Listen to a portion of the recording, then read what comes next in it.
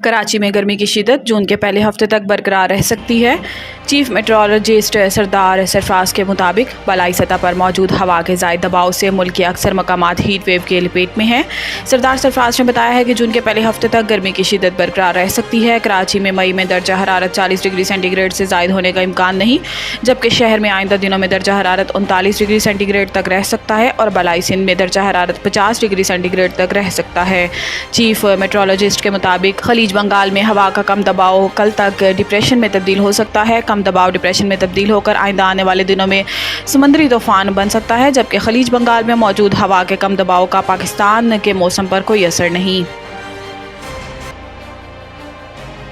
चीनी की कीमत में इजाफा किसी सूरत कबूल नहीं। वज़ीर-ए-आज़म शहबाज शरीफ की ज़ेर सदारत ख़ुसूसी इजलास हुआ, जिसमें चीनी की बरामद से मुतल्लिक़ मामलात का जायज़ा लिया गया। इजलास में वज़ीर-ए-आज़म को ब्रीफिंग देते हुए बताया गया है कि चीनी बरामद ना हुई तो आइंदा सीज़न में शुगर मिल्स दिवालिया हो जाएंगी और आइंदा सीज़न में 40 शुगर मिल्स बंद हो जाएंगी। ब्रीफिंग में बताया गया है कि शुगर मिल्स ने रवां सीज़न गन्ने की काश्तकारों को 800 अरब में से 760 अरब रुपये अदा किए। शुगर मिल्स ने रवां सीज़न काश्तकारों को अब भी 40 अरब रुपये अदा करने हैं। चीनी बरामद ना हुई तो शुगर मिल्स नवंबर में क्रशिंग नहीं कर सकेंगी। वज़ीर-ए-आज़म को बताया गया है कि इस वक्त मुल्क में 15 लाख टन चीनी इजाफी है। 5 लाख टन एक्सपोर्ट की गई तो 26 करोड़ डॉलर हासिल होंगे। वज़ीर-ए-आज़म शहबाज शरीफ का इस मौका पर कहना था कि चीनी की बरामद का फैसला इक़्तिसादी राब्ता कमेटी करेगी। इक़्तिसादी राब्ता कमेटी चीनी के स्टॉक और आलमी मार्केट का जायजा ले। मुल्क में चीनी की कीमत में इजाफा किसी सूरत कबूल नहीं। शुगर मिल्स पूरा साल 140 रुपये एक्स फैक्ट्री कीमत फराहमी को यकीन दहानी कराएं। लोग हालात की वजह से मायूस होकर बैरून मुल्क जा रहे हैं। अमीर जमात इस्लामी लाहौर में प्रेस कॉन्फ्रेंस करते हुए हाफिज नईम ने कहा कि एक IPP ने 28 अरब का मुनाफा कमाया और 1 मेगावाट बिजली नहीं बनाई।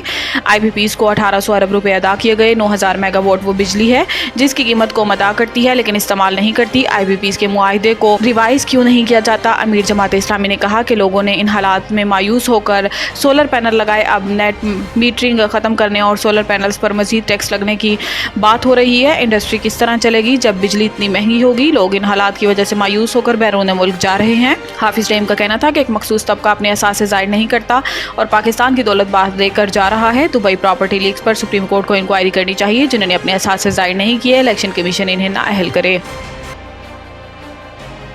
कर्ज अदाफ की पार्लियामेंट से मंजूरी के बाद IMF से कर्ज प्रोग्राम पर मुज़ाकरात होंगे। सराय के मुताबिक IMF वफ्द के साथ पाकिस्तानी हुकाम के मुज़ाकरात का आज आखिरी दिन है। IMF वफ्द के अरकान बगैर किसी ऐलान के आज और कल रवाना हो जाएंगे, जबकि IMF के साथ हालिया मुज़ाकरात कर्ज प्रोग्राम के लिए नहीं थे। ज़राए का बताना है कि IMF ने पाकिस्तान से मईशत के बारे डाटा हासिल किया और डाटा वसूली के बाद मईशत का जायज़ा लेकर बजट के खदोखाल पाकिस्तानी हुकाम को बता दिए हैं। निजकारी और तवानाई के शोबे के इस्लाहात के अहदाफ से भी पाकिस्तान हुकाम को आगाह कर दिया गया है।